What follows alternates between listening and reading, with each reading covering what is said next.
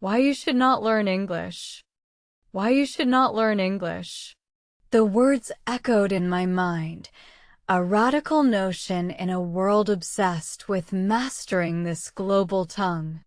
For years, my daily day's struggle revolved around textbooks and grammar drills, leaving me perpetually frustrated and questioning my progress. It felt like an endless, daunting uphill climb. This unconventional wisdom challenged everything I thought I knew about language acquisition. Was it truly possible that my persistent efforts, my dedication to traditional study methods, were actually holding me back? The idea seemed absurd, yet strangely compelling, igniting a spark of curiosity. My journey began with the familiar pang of inadequacy. I would sit, trying to articulate thoughts, but sentences would collapse, riddled with errors. Why I always make mistakes became a constant, nagging question, a heavy weight on my linguistic aspirations. I longed to simply how to talk in English, to express myself freely without overthinking every single word. The conventional path felt like walking through treacle, each step painstakingly slow. My desire was fluid conversation, not a laborious mental translation. The idea wasn't to abandon English, but to redefine learning it. It suggested an organic absorption, a natural blossoming of language skills rather than forced memorization. This was a paradigm shift, a promise of a more effortless, joyful experience. My daily day's struggle involved endless silent corrections. I'd formulate a sentence perfectly in my head, only for it to crumble when spoken aloud. This constant internal battle made simple conversations feel like monumental tasks, draining my confidence with every attempt. I envied those who seemed to effortlessly, how people speak English, their words flowing smoothly, their accents natural. I'd watch them, observing their gestures, intonations, trying to decipher the unwritten rules of their fluency, feeling perpetually on the outside looking in. The common advice was always listen and practice, yet I found myself passively consuming content without truly integrating it. My practice felt mechanical, devoid of genuine engagement, leading to little noticeable improvement in spontaneous conversation. It became clear that my approach needed a complete overhaul. The traditional classroom methods, while foundational, weren't unlocking the fluency I desperately craved. I needed a new way to bridge the gap between knowing rules and actually speaking. The internal monologue was exhausting. Trying how to think and speak simultaneously felt like juggling too many balls. My brain would race, translating from my native language, then trying to apply grammar rules, resulting in hesitant, unnatural speech. This constant mental gymnastics was the root cause of my mistakes. The fear of imperfection paralyzed me. I realized that true fluency wasn't about eradicating errors, but about embracing communication, allowing expression to flow unhindered by self-judgment. I started observing how people speak English in natural environments. Not just formal speeches, but casual chats, spontaneous remarks. I noticed their rhythm, their common idioms, and how they gracefully navigated imperfect grammar in real-time interactions. One particular focus was "Let's talk in British English," as I admired its distinct cadence and vocabulary. I began to actively listen to British podcasts and interviews, trying to discern the subtle nuances of pronunciation and phrasing, absorbing the sound. The revelation was profound. People don't speak by translating. They think directly in the language they're using. This insight shifted my focus from translation to immersion, prompting me to cultivate an English-only mental space, however challenging it seemed initially. I began incorporating English story reading into my routine, not for academic study, but for pleasure. Immersing myself in narratives allowed me to encounter words and phrases in context, making their meaning intuitive rather than something to be memorized. Each story became a miniature world where I could naturally absorb vocabulary and sentence structures. It was a stark contrast to isolated flashcards, which felt sterile and disconnected from real communication. Stories breathed life into the language for me. I focused intensely on listen and practice, but with a new intention. Instead of just hearing, I actively tried to mimic intonation, stress patterns, and even vocal fillers. This wasn't about perfection, but about embracing the rhythm of natural speech. My daily day's struggle began to transform. Mistakes no longer felt like catastrophic failures, but simply opportunities for learning.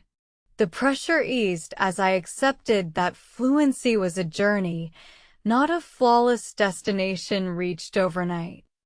I started talking to myself in English, describing my surroundings, narrating my actions. This private practice helped me how to think and speak without the anxiety of an audience. It was a safe space for experimentation and growth. This internal dialogue built confidence, slowly but surely. I found myself reaching for English words more readily, forming sentences more spontaneously. The pathways in my brain, once blocked by hesitation, began to clear, allowing for freer expression. I noticed how people speak English around me, picking up on common expressions and conversational connectors. These little linguistic bridges made conversations smoother, more natural, and less like a series of disjointed statements. The emphasis shifted from perfect grammar to effective communication. While accuracy was important, conveying meaning clearly and confidently became the primary goal. This liberation from rigid rules reduced my anxiety considerably. Engaging with Let's Talk in British English communities online opened up new avenues for practice. I wasn't just observing, I was participating, however clumsily at first.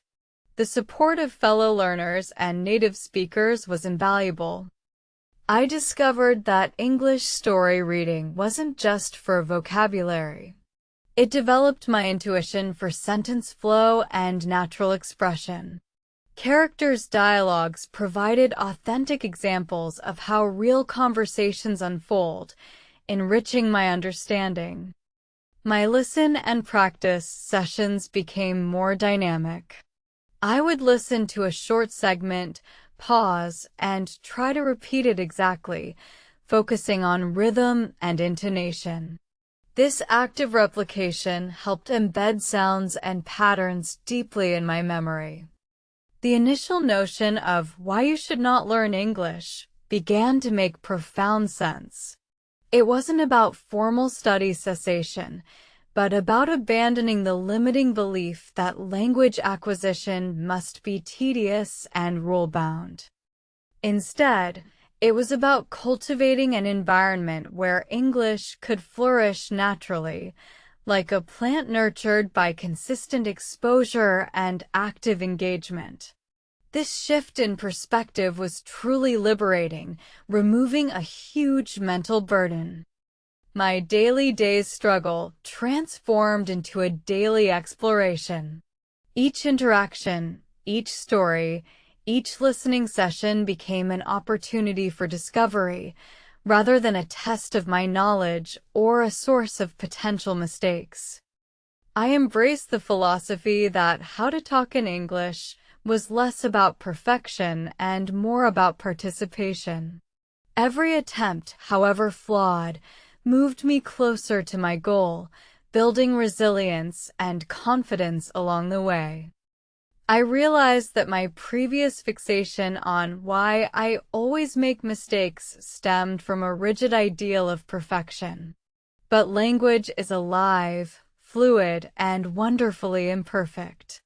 Embracing this reality was a crucial step in my journey.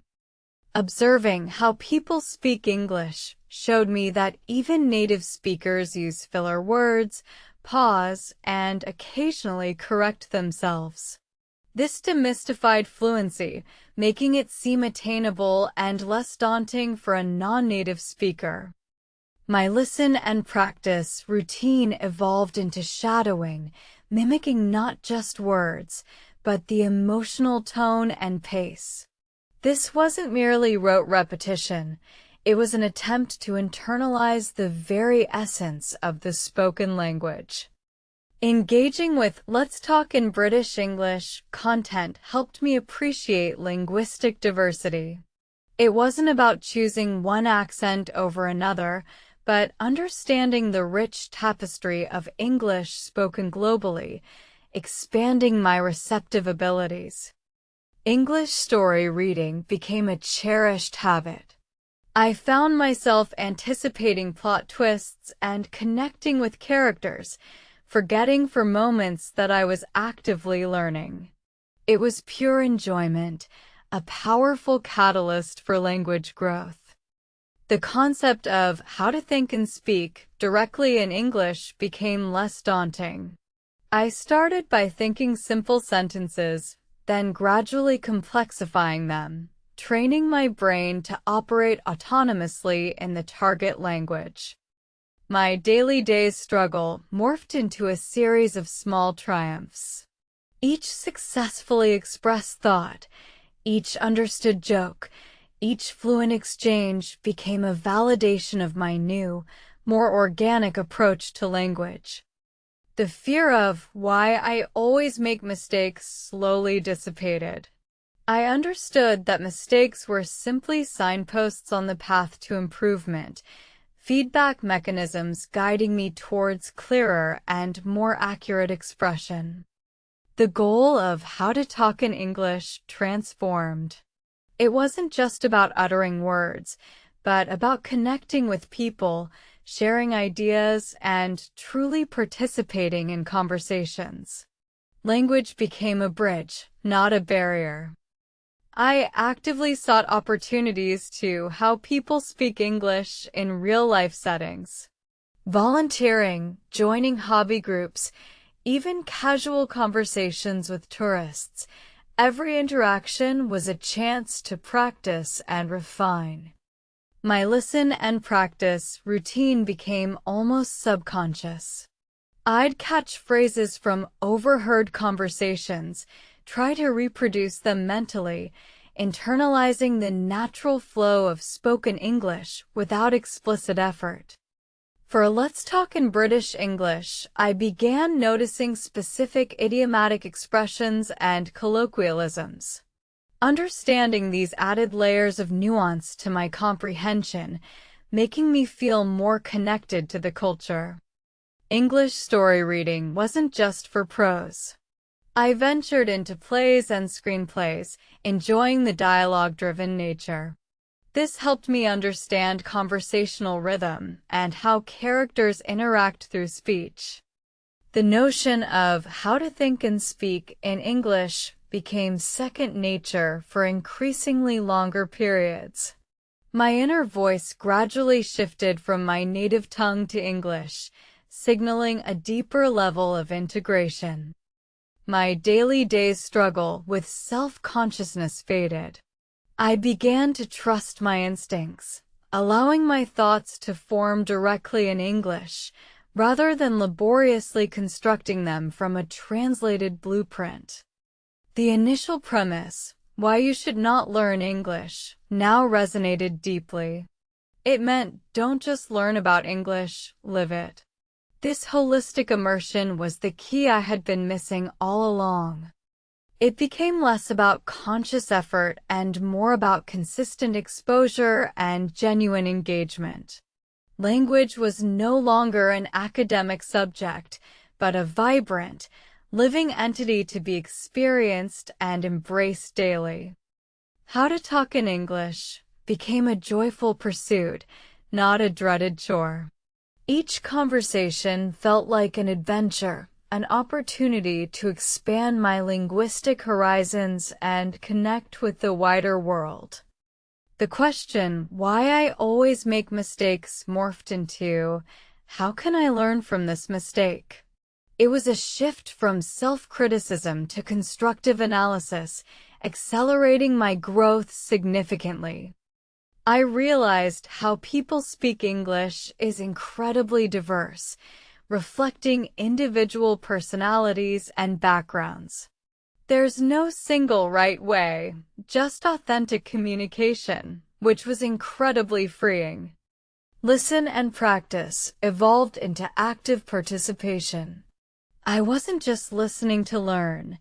I was listening to understand, to connect, to respond, making my engagement truly meaningful.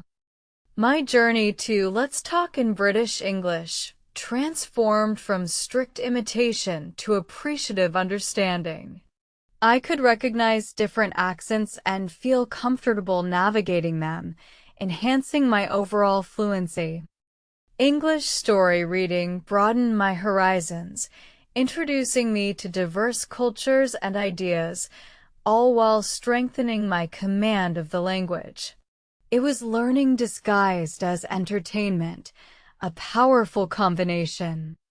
The ultimate triumph was the ability to how to think and speak without the burdensome internal translation. My thoughts formed directly in English, spontaneous and uninhibited, a true mark of fluency.